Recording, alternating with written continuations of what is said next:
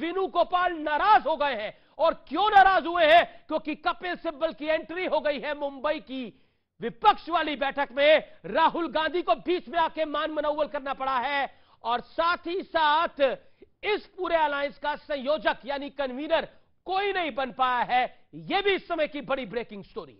राशिद जी, अभी मैं आपको सुन रहा था ना, काफी कांग्रेस के नेता भी बार बार ये बातें उठाते हैं कि बेरोजगारी और महंगाई बहुत इस गवर्नमेंट में बढ़ गई है। मैं दो तथ्य रख रहा हूं, उस पर जरा थोड़ा सा मेरे ऊपर प्रकाश उस पर जरूर डालिएगा। जब अटल बिहारी वाजपेयी 2004 में थे तो गैस सिलेंडर जो था नॉन सब्सिडी वाला 287 रुपए का था और 1 मई 2014 को, यानी आपकी गवर्नमेंट थी उस समय, 900, सर मैं आ रहा हूं सर, 928 रुपए का हो गया। 1 जनवरी 2014 को 1241 रुपए का हो गया। आज तो घट करके 900 रुपए हो गया। तो महंगाई आपके जमाने में कितनी बढ़ी थी? तकरीबन 197%। मैं पेट्रोल पे आता हूं। आप अटल बिहारी वाजपेयी जब थे तकरीबन 34 रुपए का पेट्रोल था, जब छोड़ के आप गए तो 72 रुपए का था। इन्फ्लेशन कितना हुआ? 75%। आज कितना यूपी का रेट? नोएडा में हम सब बैठे हैं 96 रुपए का, तकरीबन 32%। तो महंगाई कहां बढ़ी हमें ये बता दीजिए। तीसरा प्रश्न, आप जब बेरोजगारी की बात करते हैं, मैं आंकड़ा दे रहा हूं, आपने बहुत अच्छा 5.5 का आंकड़ा दिया, मैं 1991 से आंकड़ा दे रहा हूं। 5.60 1991 में थी, आज का देख लीजिए। और अटल बिहारी वाजपेयी जब साहब थे तो 3.38 थी। तो बेरोजगारी किसके राज में बढ़ी और किसके राज में नहीं बढ़ी, इस पर थोड़ा सा प्रकाश डाल दीजिए। देखिए, आप ठीक जी, आपको कुछ अंदाजा है कि जब यूपीए की सरकार थी तो अंतर्राष्ट्रीय बाजार एक 135 डॉलर चला गया था।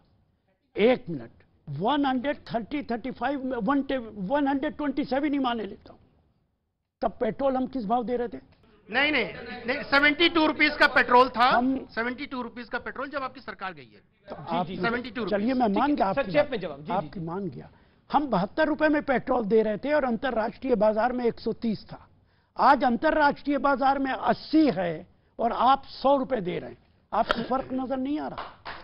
देखिए, दूसरी बात, आज सवाल ये नहीं है कि हमने क्या किया। ये राजनीति के अंदर मुकाबला नहीं होता कि कांग्रेस ने ये किया तो हम ये कर रहे हैं।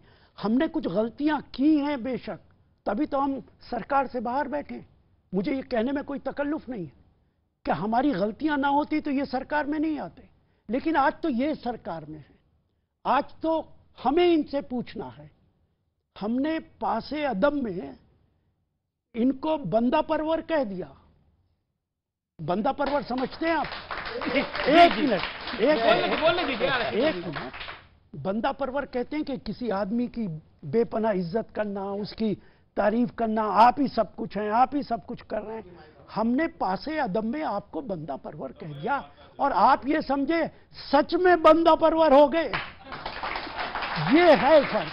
देखिए, अब जवाब नकवी जी की ओर से बनता है।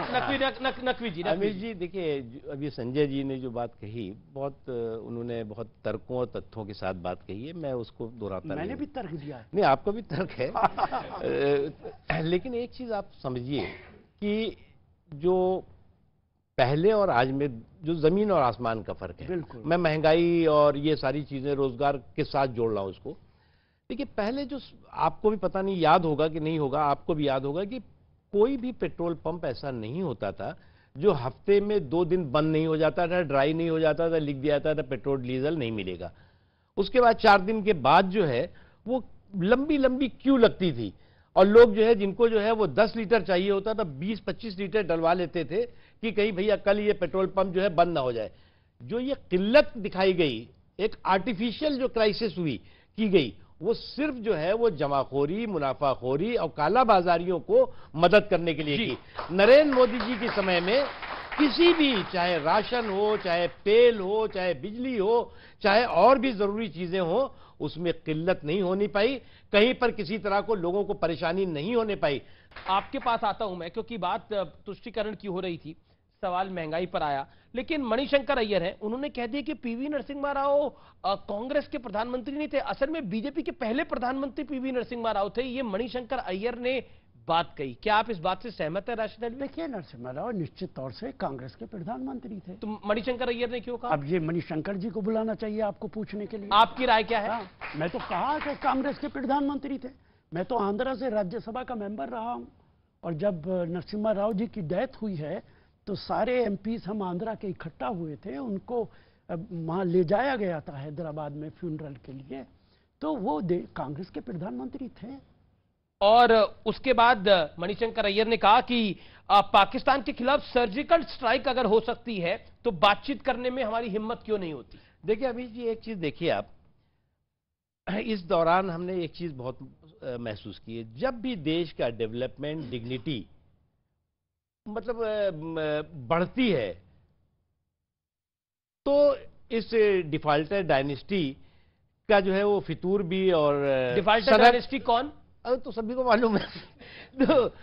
तो इसलिए आपको मैं इसलिए कह रहा हूं कि 2-3 आपको घटना दूंगा मैं, कि अभी तो G20 हो रहा है।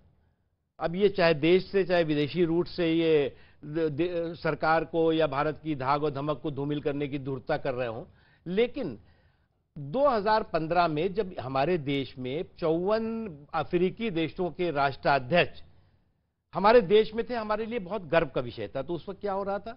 उस वक्त हो रहा था कि अवार्ड वापसी अभियान, भारत तेरे टुकड़े होंगे। उसके अलावा पूरे देश दुनिया को बताया जा रहा था कि इनटॉलरेंट कंट्री है, असहिष्णु कंट्री है। मैं बहुत लंबी श्रृंखला नहीं लूंगा, बहुत हुई है घटनाएं। जब ट्रंप साहब इस देश में आए भारत में, और वो तमाम देश के दौरे कर रहे थे, तमाम आर्थिक तमाम पहलुओं पर चर्चा हो रही थी, तो उस वक्त 2020 में क्या हुआ? शाहीन बाग। और उस वक्त भी दिखाने के लिए देश का सेकुलरिज्म का अब जो है इस वक्त जो है वो G20 हो रहा है। तो इस वक्त विदेशी रूट से जो है भारत को जो है वो बदनाम करने की। मणिशंकर अय्यर तो देसी है अपने, अब ये देशी विदेशी सब एक ही टाइप है इनके। अब मैं आपके नेता को कोट कर, अनुराग ठाकुर को कोट करता हूं मैं, राशिद अलवी। अनुराग ठाकुर कहते हैं मणिशंकर अय्यर के बयान के बाद अनुराग ठाकुर ने क्या कहा हमारे इंटरव्यू में? कहा, उन्होंने बोला कांग्रेस के कुछ नेता ऐसे हैं जो रहते तो भारत में हैं लेकिन उनका दिल पाकिस्तान में है, उनका शरीर यहां है, लेकिन रूह जो है कांग्रेसियों की पाकिस्तान में बस जाती है। देखिए, एक बात बताऊं मैं आपको, मणिशंकर जी ने क्या कहा मैं नहीं कह सकता उन्होंने क्या कहा, लेकिन हमारे प्रधानमंत्री जब पहली बार प्रधानमंत्री बने, नवाज शरीफ को हमने बुलाया था कि आपने बुलाया था? आपने बुलाया था। उसके बाद आप दौरे पे गए थे बाहर दूसरे कंट्रीज के, नवाज शरीफ की बेटी की या किसी की शादी थी, बगैर दावतनामे के, प्रोटोकॉल तोड़ के आप चले गए वहां बिरयानी खाने के लिए। वो हम गए थे कि प्रधानमंत्री गए थे? कौन गया था? और आज मणिशंकर तो यही कह रहे हैं कि बातचीत कीजिए। उनको भी मुशर्रफ साहब को ही बुलाया था, और आज मोदी जी ने मुशर्रफ साहब को बुलाया, अटल जी ने बुलाया, अटल जी। और आज जब आप कह रहे हैं कि पाकिस्तान के साथ बात होनी चाहिए नहीं होनी चाहिए, वो रोज हमारे यहाँ आके लोगों को मारता है, हमारे फौजियों को मारता है। आप उनकी क्रिकेट मैच के लिए टीम बुला रहे हैं, क्यों बुला रहे हैं भैया? आप उनकी देखभाल करेंगे, उन्हें खाना खिलाएंगे, उनको सिक्योरिटी देंगे, ये कौन कर रहा है? कौन बुला रहा है? हम तो नहीं बुला रहे, देखिए सरकार बुला रही है। अटल जी के क्या बुलाने की जरूरत है आपको? अगर पाकिस्तान के साथ कोई रिश्ता नहीं रखना, क्या कहना चाहते हैं आपकी? आपने हाई कांग्रेस के कुछ नेताओं का दिल हिंदुस्तान में है लेकिन उनकी रूह पाकिस्तान में है।